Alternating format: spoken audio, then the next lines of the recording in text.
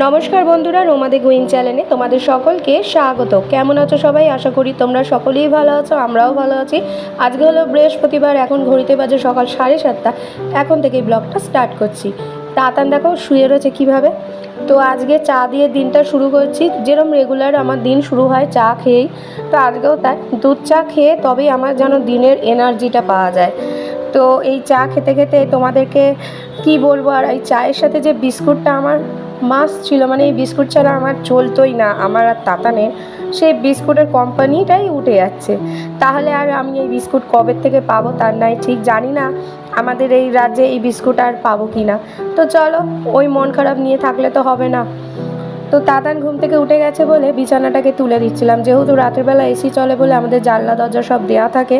পরে সকালে ও যতক্ষণ ঘুমায় জানলাগুলো দেওয়াই থাকে, ও ঘুম থেকে উঠলে তারপর আমি এই জানলাগুলো খুলে দিই। তারপর বিছানাটাকে তুলে সবজিগুলো কাটতে যাব, গাছে জলও দেবো। গাছ বলতে আমার ঘরে মাত্র দুটো গাছই আছে, আর কোনো গাছ রাখার জায়গা নেই। তাতানের ভয়ে আমি রাখতে পারি না। আর বাইরের উঠানে যে গাছই লাগাই না কেন, মা বাবা সেটা জঙ্গল ভেবে কেটে দেয়। সব গাছ লাগানোর উপায় আমার এই বাড়িতে অন্তত নেই। ওই বাড়িতে যেমন আমার গাছে গাছ ভর্তি, গাছ ফুল গাছ বিশেষ করে প্রচুর আছে, কিন্তু এই বাড়িতে নামমাত্র হয়তো 2-1টা গাছই তোমরা দেখতে পাবে।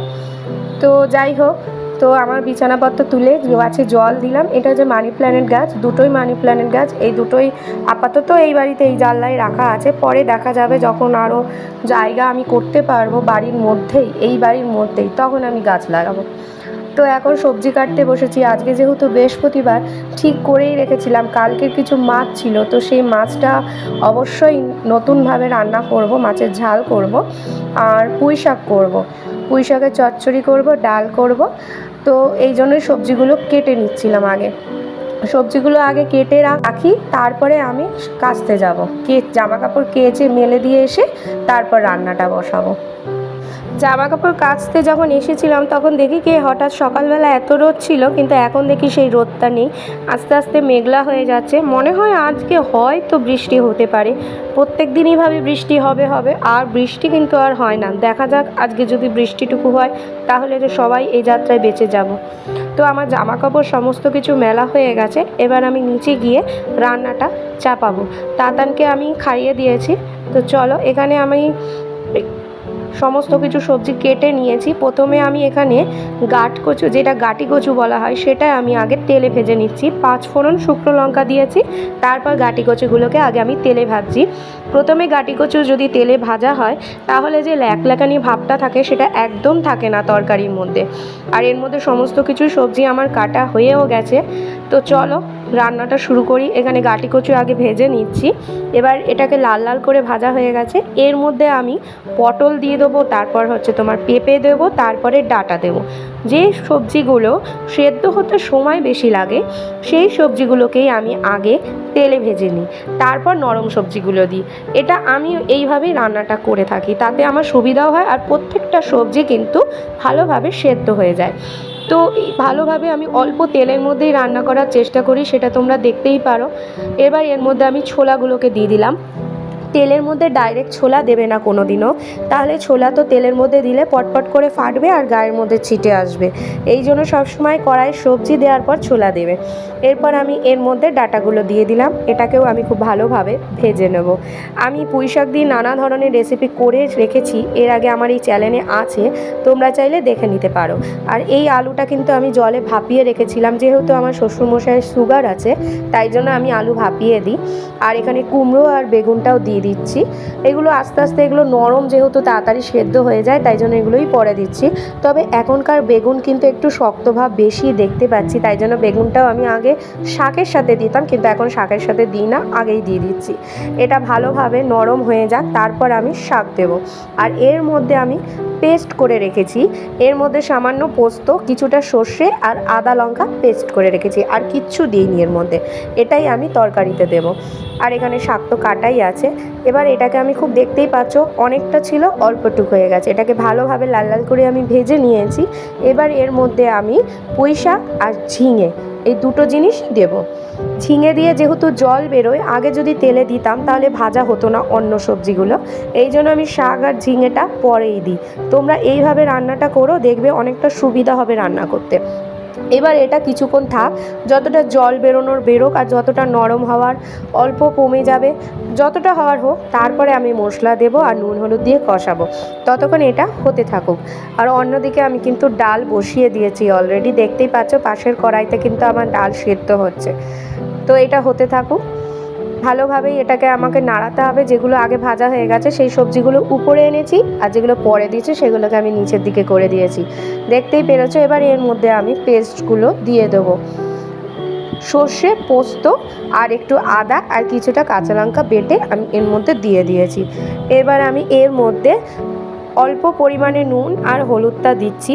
নুনটা অল্প দিলাম, পরে যদি মনে হয় লাগবে তখন আবার দেওয়া যাবে। আর ওই যে মিক্সিং বলে যে পেস্ট করেছিলাম তার মধ্যে গায়ে অনেকটা লেগেছিল, তাই জন্য জল দিয়ে আবার ওটাকে ধুয়ে দিয়ে দিলাম। এবার এটাকে খুব ভালো করে কষাবো। কষানোর পর যখন একদম পারফেক্ট সব কিছু নরম হয়ে আসবে তখন সামান্য পরিমাণ জল দিব। তারপরে জল দেওয়ার কারণ হলো কাঁচা মশলার গন্ধটা যাতে না থাকে। তারপরে আমি নামানোর আগে সামান্য মিষ্টি দেব আর নামিয়ে ফেলবো। খুব শুকনো শুকনোই হবে।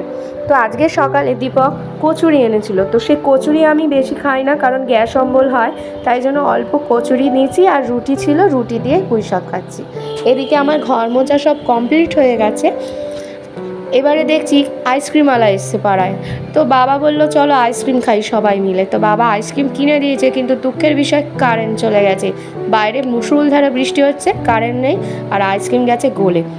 ভেবেছিলাম বিকালবেলা আইসক্রিমটা খাবো, কিন্তু এখনই খাচ্ছি, কিছু করা নেই, গলে গেছে অর্ধেকটা, দেখতেই পেলে পড়েও গেল। এবার আমি স্নান টান সেরে এসে চলো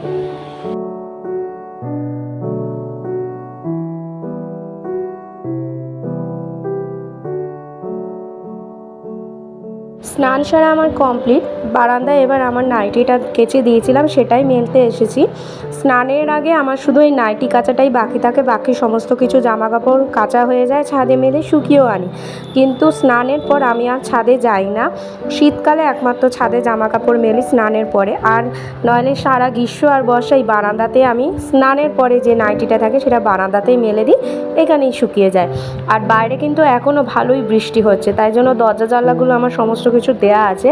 এবার চুলটা বাঁধবো, মানে চুল আর কি গামছার থেকে আর কি খুলবো। চুল যেহেতু আমার প্রচণ্ড ভেজা থাকে, তাই জন্য আমি চুলটাকে ভালো করে শুকিয়ে নেব, আর জানলাটা খুলবো অবশ্যই একটু পরে। বাইরে এখনও বৃষ্টি হচ্ছে, দীপক তাই এখনও দোকানেই আছে, আসতে পারছে না। দেখা যাক কতক্ষণে ও আসে। ওয়েদারটা আজকে কিন্তু ভালোই ঠান্ডা করে দিয়েছে, দেখা যাক সন্ধ্যের দিকে আবার কি হয়।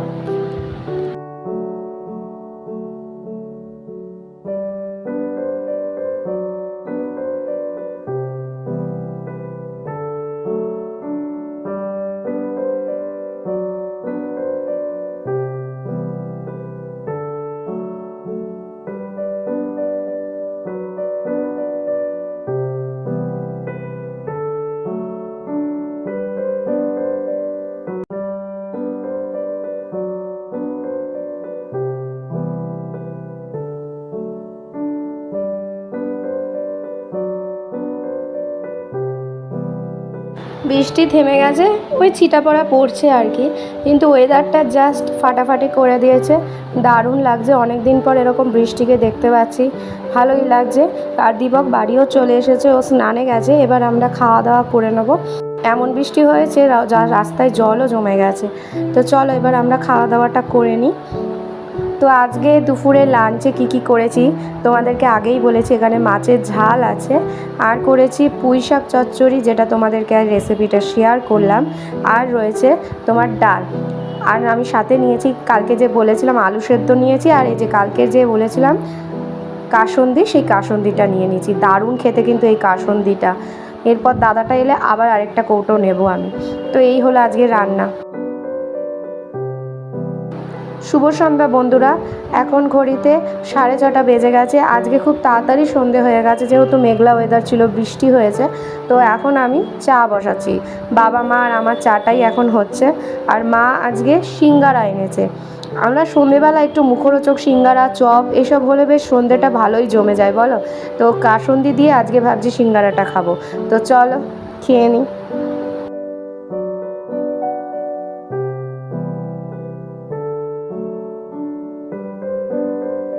এদিকে আমি কাসুন্দি নিয়ে এসেছি সিঙ্গারা বিস্কুট, আর ওদিকে একটা কি সিরিয়াল হচ্ছে, জগদ্ধাত্রী আরম্ভ হলো সবে। তো চলো উপভোগ করি।